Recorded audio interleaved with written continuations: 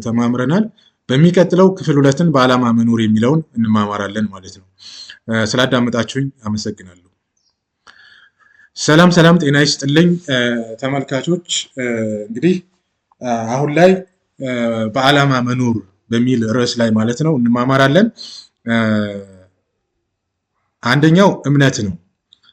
ስኬት ከምኞት ይልቅ ለእምነት የቀረበ ቁርጠኝነት አለው። ዘ ስቶሪ ኦፍ ኪድ they can be they think they can የሚል አለ።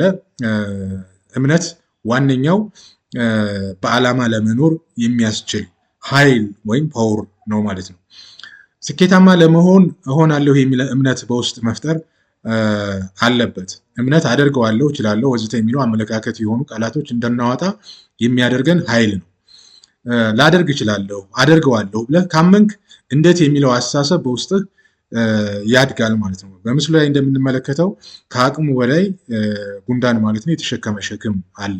እንግዲህ አደርገዋለሁ፣ እችለዋለሁ ስላለ ተሸክሞታል የሚለው እንዴት የሚለውን አስተሳሰብ በውስጥ ማጎልበት ከተቻለ ማድረግ ትችላለህ ማለት ነው። እምነት ብቸኛውና እውቅ የውድቀት ማርከሻ ነው ይላል ናፖሊዮን ሂል 2004 በጽሁፉ። እምነት በዓለማችን ለሚከናወኑ ታላላቅ ስራዎች ሁሉ መሰረት ነው። እምነት ሲኖረን የምናስበውን ነገር የምናሳካበት ማየት እንችላለን። ከቅድሙ ስኬታማ ሰዎች ተሞክሮን፣ ልምድን እንማራለን።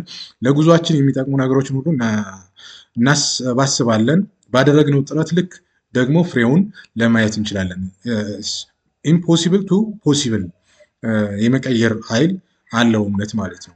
ቁርጠኝነትን ስንመለከት በህይወታችን ድልን የተቀዳጁ ሰዎች ለዓላማቸው 100% ቁርጠኛ የሆኑ ሰዎች ናቸው።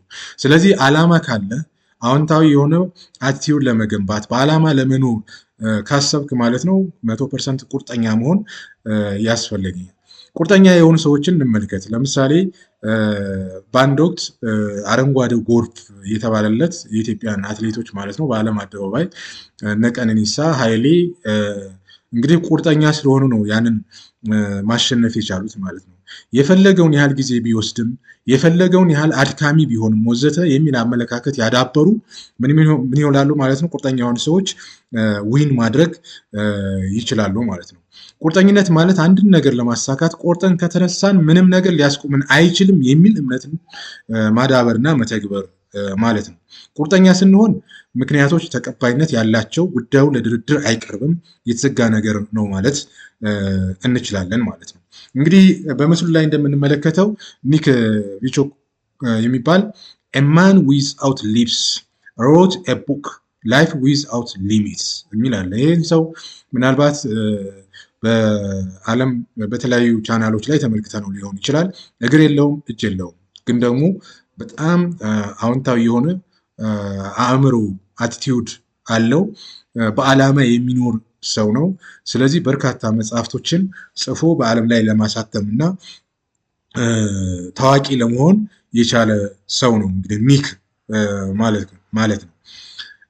ለምሳሌ ሃውት ሊሚትስ ቢ ዘ ሃንድስ ኤንድ ፊት ላይፍ ዊዝአውት ሊሚት አቲቲዩድ ኢዝ ኤቭሪቲንግ እንዲሁም ስታንድ ስትሮንግ ላይፍ ዊዝአውት ሊሚት ሊሚትለስ the power of unstoppable faith unstoppable የሚል መጽሐፍቶች ከ10 በላይ እንግዲህ በኒክ ማለት ተጽፈው በዓለም ላይ ለንባብ የበቁ ናቸው ማለት ነው። ይህን ግለሰብ እንግዲህ በዓላማ ሲኖር ነው እና የሰው ልጆች ደግሞ እጅ እግር የሚያስብ አእምሮ እያላቸው ግን ከኒክ የበለጠ እንዴት አይሆንም የሚለው በጣም ሰርፕራይዝ ሊያደርግ ይችላል ማለት ነው እና እጅግ በጣም አስተማሪ የሆነ ሰው ነው በምድራችን ላይ በዓለም ላይ ማለት ነው።